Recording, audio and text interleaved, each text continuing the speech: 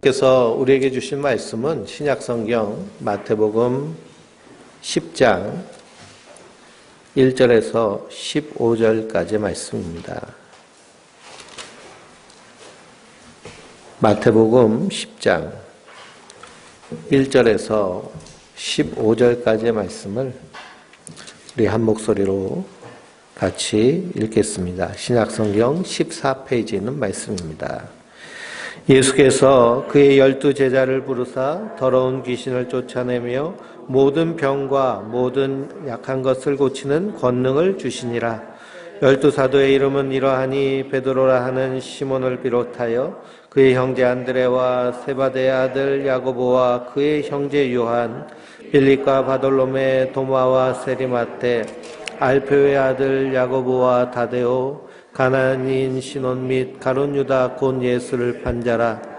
예수께서 이 12를 보내시며 명하여 이르시되 이방인의 길로도 가지 말고 사마리아인의 고을에도 들어가지 말고 오히려 이스라엘 집에 잃어버린 양에게로 가라.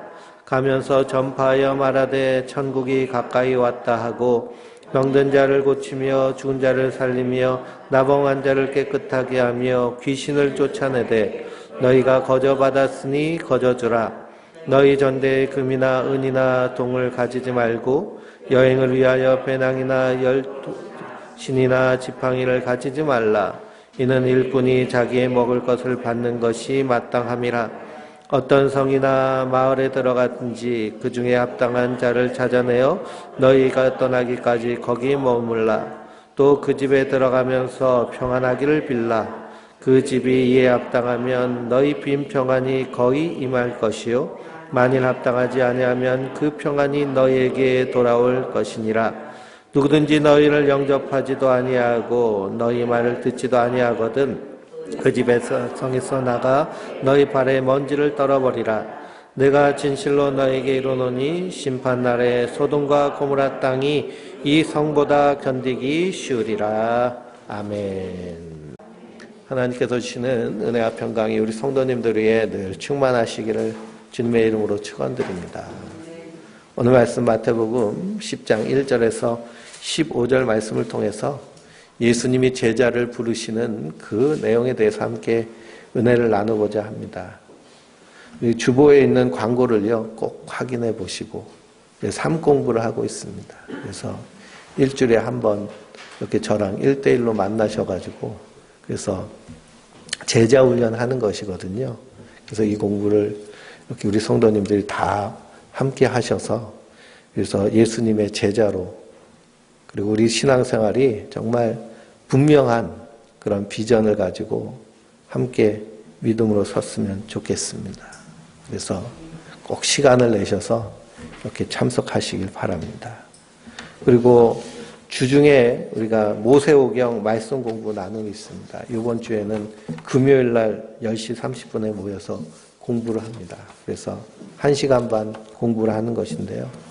우리가 주일날 한 번 와서 말씀 듣는 것으로는 많이 부족합니다. 그래서 수요일날 저녁에도 오시고 또 시간 되시면 이렇게 모세오경 성경 연구하는 것도 오시고 이렇게 해서 이 코로나 시대에 모이기가 참 힘들고 또 예전처럼 그렇게 여러 가지 활동하기가 어려운 시대지만 그래도 우리가 하나님의 말씀에 더 집중할 수 있는 시대가 우리가 살고 있는 시대입니다. 그래서 하나님 말씀을 가까이 하고 그래서 우리가 이 땅에서 하나님의 사랑을 풍성하게 누리는 우리 성도님들 되시길 주님의 이름으로 축원드립니다.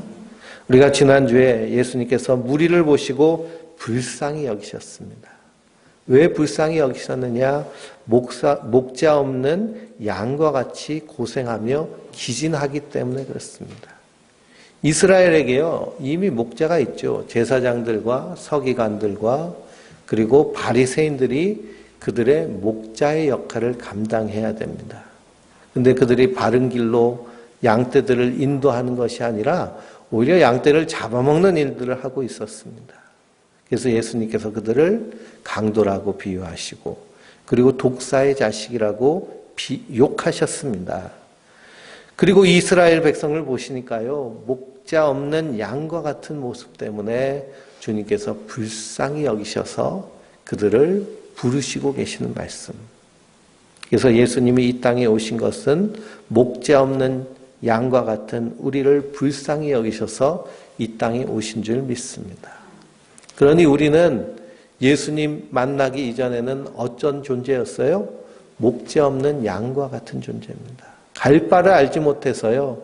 이것이 좋다고 하면 여기 따라가 보고 저것이 좋다고 하면 여기 따라가 보고 내 인생의 주인이 나인 것처럼 세상은 얘기하지만 우리 인생의 주인이 우리 생각해 보세요. 내가 내 인생의 주인으로 살았는가? 어렸을 때 사람들은 다 자기 꿈, 나는 커서 뭐가 될 거야 얘기하지만 그렇게 사는 사람 많지 않습니다. 대부분 세상이 흘러가는 대로 이리 끄는 대로 저리 끄는 대로 사는 것이 이 세상의 모습인데요. 이것이 바로 목자 없는 양과 같은 모습인 줄 믿습니다. 우리도 그런 인생이었는데 하나님께서 우리를 불쌍히 여기셔서 하나님이 사람이 돼서 이 땅에 오셔서 십자가에서 우리 허물과 죄를 대신 지시고 부활하심으로 우리를 하나님의 자녀, 하나님의 백성 삼으신 줄 믿습니다.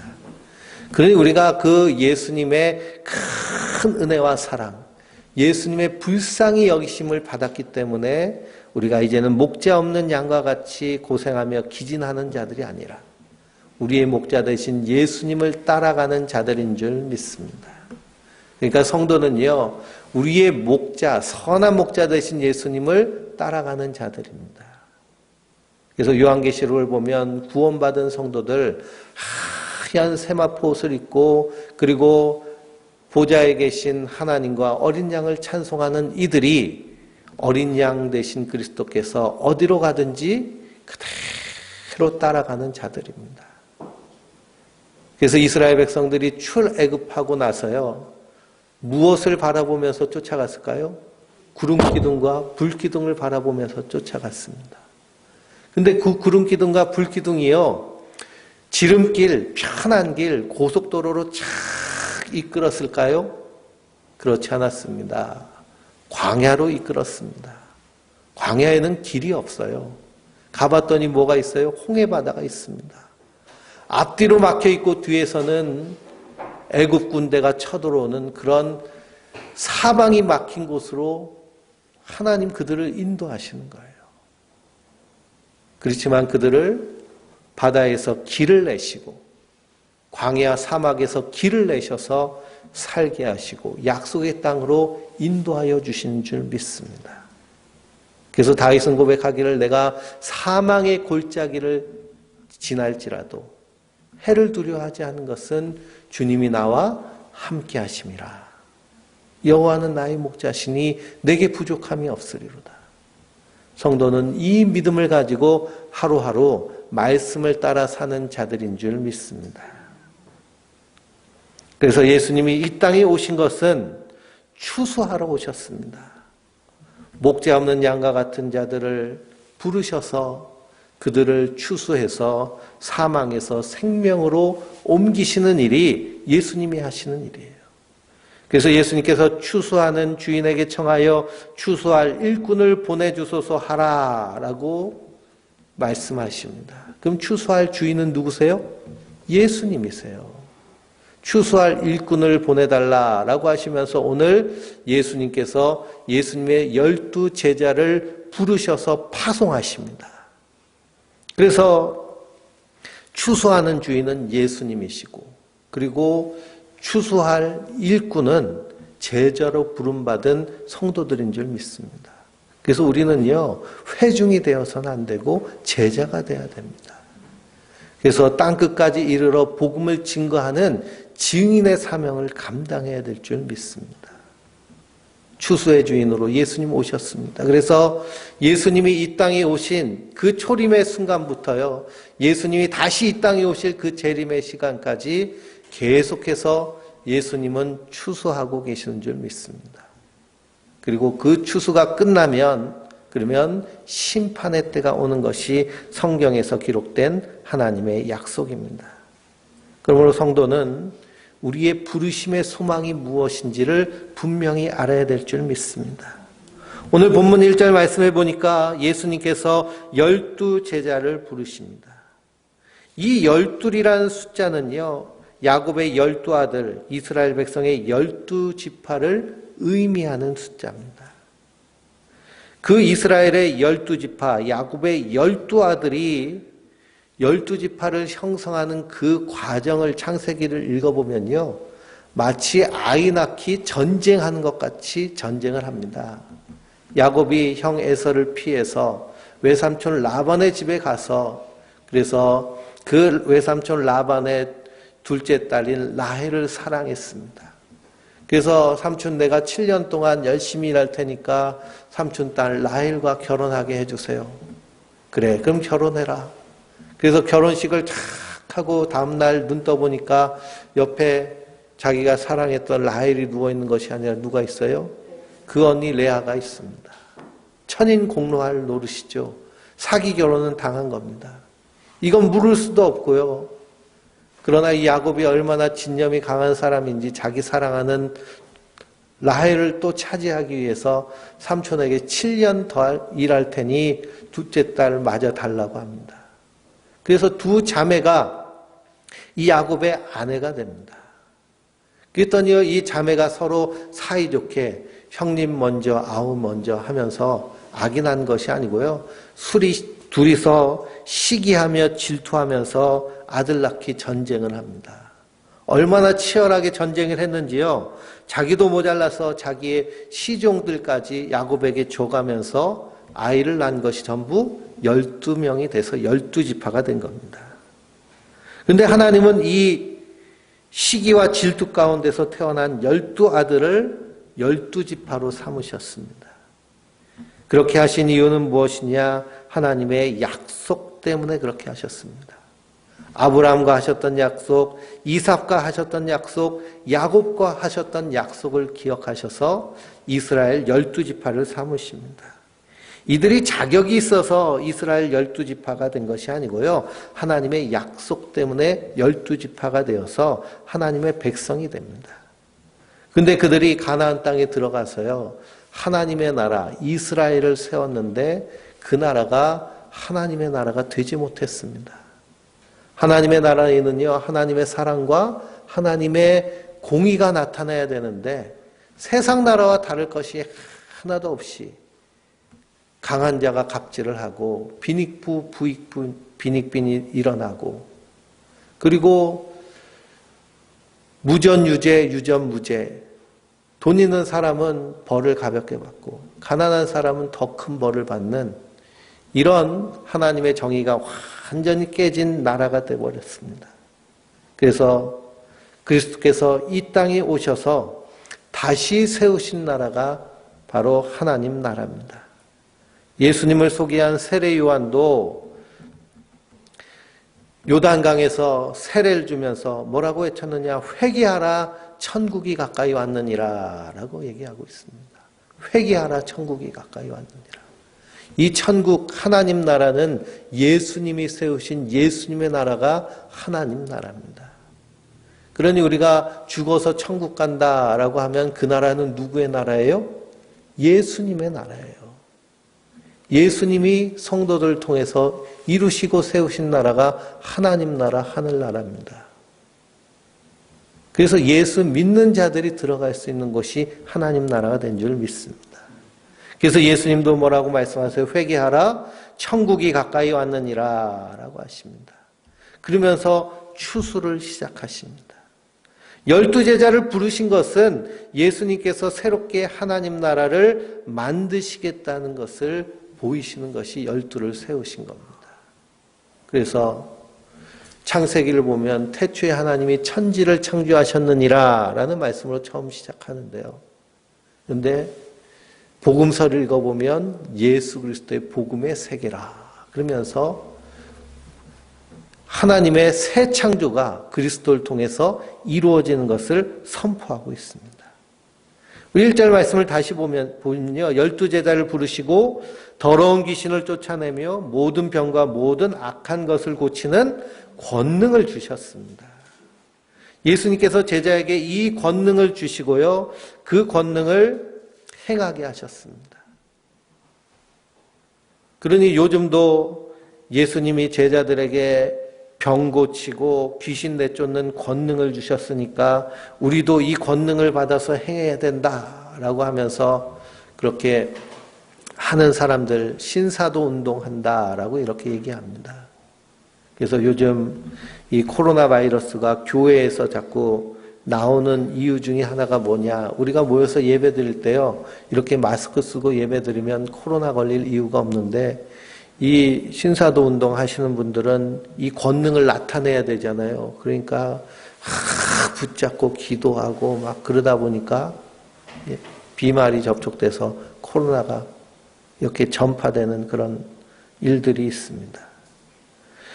그래서 예수님이 주신 이 권능이 무엇인가에 대해서 우리가 분명히 알아야 단지 병을 고치고 귀신 내쫓는 것이 권능이다라는 그런 사고방식에서 벗어날 수 있습니다. 이사야서 35장 4절을 읽어보면 겁내는 자들에게 이르기를 굳세어라 두려워하지 말라라고 하십니다.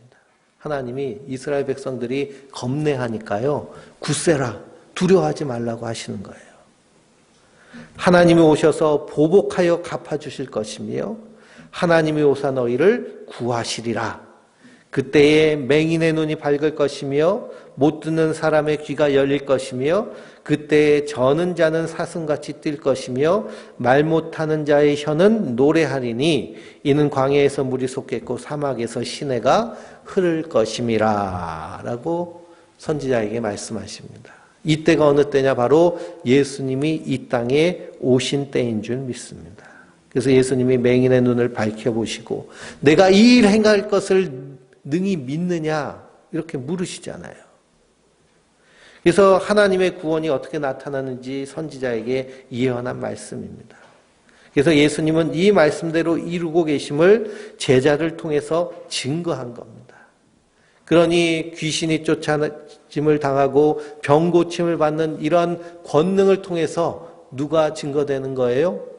예수님이 증거되는 겁니다. 메시아이신 예수님이 증거되는 것이에요. 그러니 이 권능의 핵심은 무엇이냐 하면 바로 메시아가 예수님이시라는 것을, 예수님이 나의 주, 나의 하나님이시라는 것을 증거하는 것이 바로 이 권능의 핵심입니다. 그런데 우리는 이 권능 그러면 귀신 내쫓고 병 고치는 것에만 국한시킨다면 우리가 신앙생활 하면서 이런 권능을 받으면 복음 전하기 쉽겠죠. 아픈 사람한테 가가지고 병을 탁 손 놓고 탁 기도할 때 병이 다 고침을 받고 정신이 이상한 사람들한테 사단아 물러가라 하면 사단이 확 물러가서 제정신으로 돼가지고 바른 생활을 하며 살고 그러면 복음 전할 것이 참 쉬울 것처럼 그렇게 생각됩니다. 그런데 예수님이 이 권능을 제자들과 함께 행하셨는데 누구에게 행하셨어요? 유대인들에게 행하셨습니다. 너희는 이방인에게나 사마리아에게 가지 말고 이스라엘의 잃어버린 양들에게 가라 라고 그러셨거든요. 유대인들에게 이 권능을 행하셨는데 유대인들은 예수님을 어떻게 했나요? 십자가에 못 박아 죽였습니다. 그러니 병 고치고 귀신이 쫓아나가고 하는 이런 신비한 그런 능력들이 권능의 핵심이 아니라는 겁니다. 마태복음 12장을 읽어보면 예수님께 사람들이 와가지고요 요청을 합니다. 주여 우리에게 표적을 보여주십시오 라고 이렇게 요청을 합니다. 근데 그 말하기 바로 전에 예수님이 어떤 일을 행하셨느냐 하면 귀신 들려서 말 못하고 듣지 못하는 사람을 고쳐주셨어요. 그 이전에는 안식일 날 손 마른 사람을 손을 고쳐주셨어요. 그러니 예수님이 계속 기적과 능력과 표적을 통해서 내가 누구라는 거예요? 내가 하나님이야 라는 것을 자기 백성에게 보여주셨는데 그들이 와가지고 뭐라고 하느냐? 우리에게 표적을 보여주세요 이러는 겁니다. 그러니 이 유대인들은 이 표적을 보고서 아 이분이 예수님이시구나, 이분이 사람으로 오신 하나님이시구나 라고 영접한 것이 아니고요. 그냥 그 환상 기적에 그냥 빠져서 그래서 그것만 추구하는 겁니다. 이것을 가리켜서 신비주의라고 얘기합니다. 기독교 안에요, 분명히 신비가 있습니다. 우리가 기도하고 간구하면 하나님이 신령한 일들을 우리에게 보이십니다. 때로는 병이 낫기도 하고요. 때로는 놀라운 역사가 일어나기도 합니다. 근데 이것을 통해서 우리가 어떤 길로 나가야 되느냐 하면 예수님을 믿는 믿음으로 나가야죠. 이 땅에 소망을 두지 않고 하나님 나라를 소망하며 하나님 나라를 살아가는 그 길로 나아가야 됩니다. 근데 신비주의에 빠진 사람들의 특징은 뭐냐 하면 그것은 별로 신경을 안 써요. 그냥 신비한 현상, 신비한 상황, 그것을 경험하기 위해서 손에서 금가루가 떨어지고 그리고 이빨에서 금이빨이 나고 손에 금가루가 이렇게 묻어 있으면 그걸 좀 모아가지고 그래가지고 불우이웃을 돕는다든지 안 그러면은 뭐 선교 센터를 세운다거니 그런 얘기는 한 번도 들어본 적이 없으시잖아요. 그러니 이 유대인들의 상황이 그렇습니다. 그래서 예수님께서 악하고 음란한 세대가 표적을 구하나 내가 보여줄 표적은 오직 요나의 표적뿐이다 라고 하십니다. 요나는 무엇을 상징하느냐? 요나의 표적은 요나가 물고기 뱃속에 들어가서 3일 만에 다시 살아났잖아요. 이거 예수님의 십자가와 부활을 상징하는 그런 상징입니다. 그래서 예수님의 십자가 이후로 증거되는 표적은 바로 십자가입니다. 그래서 16절에서 17절 말씀을 보면은요, 이 권능을 받고 제자들이 가가지고 복음을 전합니다. 회개하라, 천국이 가까이 왔느니라. 귀신을 내어 쫓고요, 병자를 고칩니다. 그러면은 사람들이 이 예수님의 제자들을 어떻게 대접해야 돼요? 예? 하나님의 사자로 대접해야 되잖아요. 예? 훌륭한 사람으로, 존경받는 사람으로 대접해야 되잖아요. 근데 오히려 예수님은 그들을 보내면서 이리떼 가운데 양을 보내는 것 같이 그렇게 말씀하십니다. 뱀처럼 지혜롭고 비둘기처럼 순결하라 라고 하십니다. 그러니 이리떼 가운데 들어간 양떼와 같다는 거예요. 오히려 환영받고 존경받는 것이 아니라 미움받고 그리고 사람들에게 핍박받는 겁니다. 그래서 사람들이 공회에 넘겨주고 그들의 회당에서 채찍질한다라고까지 예수님 말씀하십니다. 이런 상황 가운데서도 예수님이 하나님이심을 증거하는 것, 이것이 참된 권능인 줄 믿습니다. 사도 바울은 복음을 증거하는데요. 어떤 모습으로 복음을 증거했느냐? 고린도전서 4장 10절에서 16절 쭉 읽어보면 만물의 찌꺼기 같은 모습이었다는 겁니다. 얼마나 사람들의 미움을 받고 박해를 받았는지 만물의 찌꺼기 같은 모습. 그런 모습으로 복음을 증거했는데요. 사도 바울은 그러면서 너희는 나를 본받는 자가 되라 라고 그렇게 말합니다. 우리가 생각할 때 복음을 전하려면 내가 좀 저 사람한테 좋게 보이고 훌륭해 보이고 뭔가 있어 보여가지고 저 사람을 말로 내가 쫙 제 앞에서 쫙 끌고 나와야 된다 이렇게 생각하는데요. 그런데 예수님의 말씀하신 이 복음의 증거는 권능은 그게 아니라는 거예요. 만물의 찌꺼기 같은 모습으로 복음을 증거할지라도 그 하나님의 말씀 살아있고 생명력이 있어서 하나님의 잃어버린 양이라면 그 말씀이 그 10년 가운데 역사하여서 예수님께로 나오게 된다는 것입니다. 그래서 예수님을 증거하는 것이 참된 권능입니다. 그러니 이 권능이 임한 자들, 성령이 임한 자들은 병상에서도 복음을 전해요. 감옥에 갇혔어도 복음을 전합니다. 사도 바울이 감옥에 갇혔는데요. 그것을 오히려 복음의 기회로 여겼습니다. 하나님이 나를 감옥에 가두신 이유가 있구나. 그 감옥에서 이 감옥을 지키는 간수들에게 복음을 증거하고 그 사람들이 다 로마 군인들이잖아요.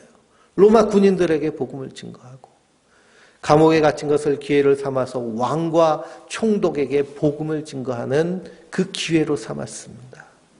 그러니 만물의 찌꺼기 같은 모습이지만 그러나 하나님이 그를 하나님의 복음의 일꾼으로 권능으로 삼으신 줄 믿습니다. 이게 복음이 증거되는 모습입니다. 그러니 우리 안에 병 고치는 역사가 있지 않아도, 귀신이 물러가는 역사가 있지 않아도 내 안에서 복음이 증거되어진다라고 하면 이것이 성령의 권능받은 성도의 모습인 줄 믿습니다. 이게 권능의 핵심입니다. 그래서 예수님께서 12를 부르시는 거예요. 12제자의 이름이 있는데요. 12제자를 사도라고 합니다. 사도라는 말은 보내심을 받았다라는 거예요. 보내심을 받은 자. 그래서 하나님은 우리를 태초에 택하시고 우리를 부르셔서 세상으로 보내신 줄 믿습니다.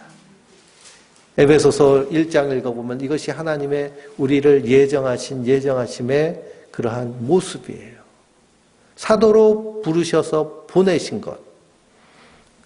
그래서 베드로와 안드레와 야고보와 요한과 빌립과 바돌로메와 도마와 마태. 근데 이 마태복음은 이 마태가 썼는데요. 자기를 소개하기를 뭐라고 소개하고 있어요? 세리 마태라고 소개하고 있습니다. 다른 복음서에서는요, 마태를 세리라고 쓰지 않습니다. 그런데 마태복음에서만 세리 마태라고 자기를 얘기해요. 보통 사람들은 자기의 옛사람의 부끄러운 모습에 대해서 숨기려고 하는 것입니다. 그것이 사람의 본능인데 이 마태는 그렇지 않았습니다. 오히려 자기를 세리였다는 것을 당연하게 얘기합니다. 부끄러워하지 않습니다. 왜 그럴까요? 오히려 예수님의 긍휼과 자비가 얼마나 넘치는지를 보여주는 일이기 때문입니다. 내가 이러한 죄인인데 하나님 나를 이렇게 부르셨다. 그래서 사도 바울은 뭐라고 해요? 나는 하나님의 원수된 자요, 하나님을 대적한 죄인인데 그리스도께서 나를 충성되게 여겨서 나를 사도로 부르셨으니 라고 고백을 합니다. 나를 부르신 그 부르심의 정체성이 분명한 거예요. 우리가 하나님 보시기에 그래도 괜찮기 때문에 남잘리 택해서 부르신 것이 아니고요. 목자 없는 양 같아서 주님께서 우리를 부르신 줄 믿습니다. 그러니까 우리는 하나님의 불쌍히 여기심을 받은 거예요. 불쌍히 여기셔서 우리를 구원하신 거예요. 야, 너 좀 쓸만하다, 괜찮다, 그래서 부르신 것이 아니라 불쌍해서 우리가 그런 하나님의 불쌍히 여김을 받은 자들인 줄 믿습니다. 그렇기 때문에 우리가 세상을 바라볼 때도 어떤 눈으로 바라봐야 될까요? 긍휼을 받았기 때문에 불쌍히 여김을 가지고 세상을 바라봐야 될 줄 믿습니다. 그래서 예수님 뭐라고 하시느냐? 너희가 거저받았으니 거저주라 라고 하십니다. 거저받았으니 거저주라. 그래서 먼저는 이방인의 길로 가지도 말고 사마리아인의 고을에도 가지 말고 이스라엘의 어린 양에게로 가라 라고 하십니다. 5절에서 6절까지의 말씀이죠. 그래서 그들에게 복음을 증거했는데요. 그런데 유대인들은 그것을 받아들였나요? 받아들이지 않았나요? 받아들이지 않았어요. 왜 안 받아들였을까요? 자기들은 목재 없는 양이라고 생각 안 했기 때문에 그래요. 하나님의 긍휼이 필요 없다고 생각했기 때문에 그래요. 자기는 나름대로 하나님의 택한 백성이라고 생각했어요. 그래서 자기는 율법을 철저하게 지키기 때문에 이 율법의 의로 하나님 앞에 나아가려고 하는 그런 생각이 가득 차 있었습니다. 그래서 마태복음 23장 37절부터 읽어보면 예수님께서 예루살렘을 바라보시면서 눈물을 흘리시면서 말씀하십니다. 예루살렘아 예루살렘아 선지자들을 죽이고 내게 파송된 자들을 돌로 치며 암탉이 그 새끼를 날개 아래 모음같이 내가 내 자녀를 모으려 한 일이 몇 번이더냐. 그러나 너희가 원하지 아니하였도다. 보라 너희 집이 황폐하여 버려진 바 되리라 라고 주님께서 말씀하십니다. 선지자들이 예언한 구약의 성경이 말씀하신 그 메시아 하나님이 오셨는데도요. 그리고 그 보낸 제자들까지도 보내셨는데 돌아오지를 않는 것입니다. 자기의 의가 가득 차 있기 때문이죠. 여기에 대해서 로마서 10장을 읽어보면 사도 바울이 이렇게 얘기합니다. 내가 이방인의 사도로 부르심을 받았지만 누구보다도 나의 백성인 이스라엘이 구원받기를 원한다. 그들이 하나님께 열심히 있으나 올바른 지식에 따른 것이 아니다라고 얘기합니다. 자기의 의를 세우려고 힘써 하나님의 의에 복종하지 않았다는 거예요. 하나님이 옳다고 의롭다고 여기신 것이 십자가인데 이 유대인들은요, 십자가 아니에요. 율법을 지켜야죠. 하나님이 옳다고 하는 것을 거부하고 자기가 옳다는 길을 가면서 하나님 나라, 예수님이 왕이신 그 나라에 들어가려고 하니 들어갈 수 있을까요? 없을까요? 들어갈 수가 없는 것입니다. 성도는 자기 의로 사는 것이 아니라 하나님의 은혜로 사는 자들인 줄 믿습니다. 우리를 불쌍히 여기셔서 허물과 죄로 죽은 우리들, 이 세상에서 죽음이 두려워서 벌벌 떠는 우리들에게 예수님 오셔서 대신하여서 모든 죄값을 치르시고 하나님의 백성 삼으신 줄 믿습니다. 그래서 5절 6절 말씀을 보면 거저받았으니 거저주라 라고 하십니다. 무엇을 거저받고 거저주었느냐? 우리는 하나님의 은혜를 거저받은 자들입니다. 값없이 주신 은혜라고 말하고 있습니다. 값없이 주셨다는 것은요, 싸구려로 주셨다는 것이 아닙니다. 값을 매길 수 없는 것을 우리에게 주셨다는 거예요. 그것이 바로 예수님의 피와 살의 값입니다. 우리의 허물과 죄를 대신 지시고 죽으신 예수님의 피값. 그것이 누구의 가치예요? 그것이 나의 가치예요. 한순간도 우리가 이걸 잊어서는 안 됩니다.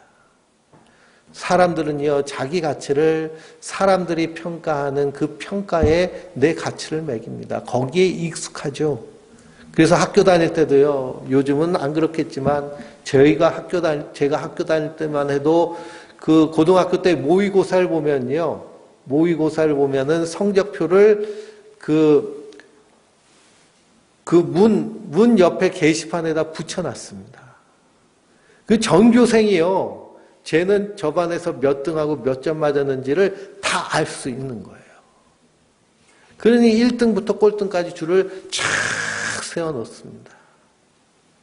1등 하는 애는요, 언제 1등이 뺏길까봐 겁나가지고 벌벌 떨면서 공부하고, 2등은 어떻게 하면 1등 할까봐 그냥. 근데 저 뒤에 막 50등, 60등 그런 애들은 어때요? 예? 그냥 나는 버린 자식이야, 들러리야 그런 소리 엄청 많이 듣죠. 그래서 이제 고3이 되면 이제 입시 준비를 하느라고요, 학력고사를 보는데 거기 그 학력고사 학원에서 팜플렛을 나눠줍니다. 그러면은 어느 날 그 팜플렛을 받고요, 저희 그 반 아이 중에 하나가 막 울더라고요. 그 팜플렛 내용에 보면 45등도 대학을 갈 수 있습니다. 63명이었는데요. 45등도 대학을 갈 수 있습니다. 얘는 45등을 해본 적이 없어. 46등, 제일 잘한 게 46등. 그러니까 얼마나 슬퍼하던지요. 이 세상은 가치를 그렇게 매기는 거예요.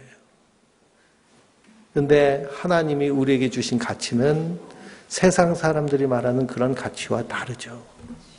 그래서 거저받았으니 거저주라 라고 하셨는데, 제자들이 금이나 은이나 동을 가지지 않고 여행을 위해서 배낭이나 두보옷을 가지지 않고 각 고을마다 가가지고 그들에게 전한 것이 무엇이냐 하면 평안을 전했습니다.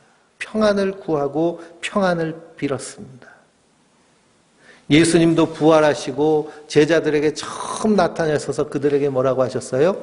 평강이 너희에게 있을지어다. 평강이 너희에게 있을지어다. 이 세상에는요, 평안과 평강이 없습니다. 왜 그럴까 하면 이 사망의 두려움 때문에요. 어떻게 해서든지 내가 죽으면 어떻게, 죽으면 어떻게. 그래서 보험회사가 잘 되는 이유가 뭘까요? 죽으면 어떻게 때문에 잘 되는 겁니다. 그래서 다 보험 한두 개씩 다 들고 계시잖아요. 심각하신 분들은요, 막 10개, 20개씩 막 들고 계신 분도 있습니다. 죽으면 어떻게? 물론 우리가 이 땅에서 만일을 위해서 준비를 해야 되는데요. 그런 공포에 빠져 있다면 그 안에는 평안이 없는 것입니다. 근데 이 평안이 누구에서부터 오느냐? 예수님에게서 옵니다. 누가복음 2장 14절에 지극히 높은 곳에서는 하나님의 평강이요 땅에서는 하나님이 기뻐하신 사람들에게 평화로다 라고 그랬습니다. 이 평화의 소식을 전하러 예수님이 제자를 보내신 것입니다. 그러니 이 평강을요 우리는 어떻게 받았어요? 거저 받았어요. 하나님 나라 영생에 들어가는 것이요 어떤 값을 치러서 간 것이 아니라 거저 받은 겁니다. 이 14만 4천에 들어가려고 열심히 시험 보는 사람들이 있거든요. 신천지라고. 그 사람들은 이렇게 한 번 모여가지고요.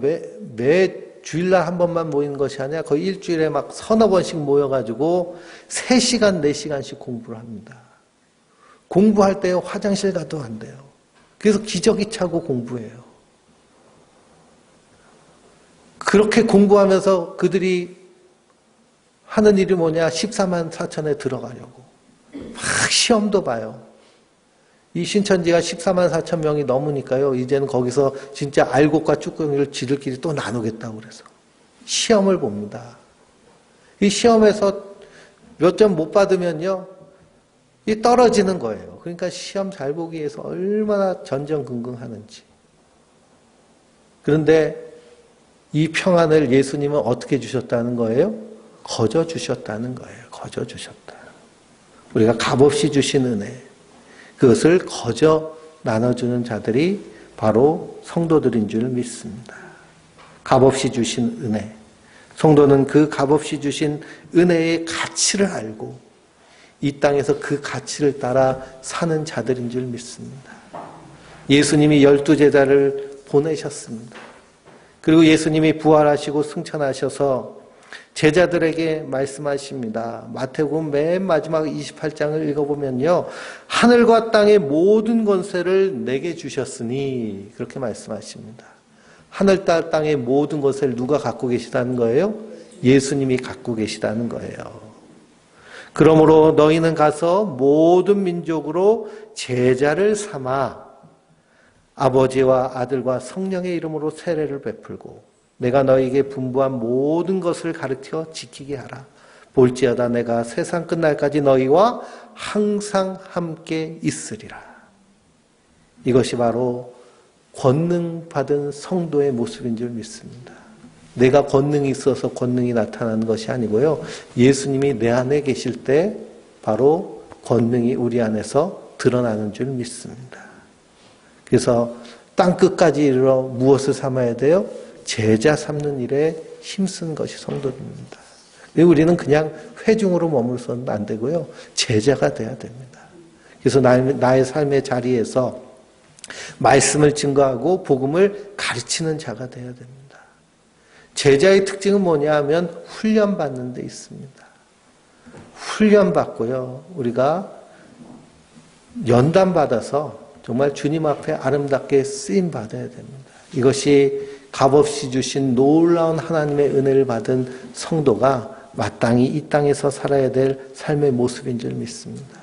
그러므로 그 은혜를 기억하고 나를 부르시고 나를 보내신 그 하나님의 은혜 안에서 온전히 사명 감당하는 하나님의 사람들 되시길 주님의 이름으로 축원드립니다.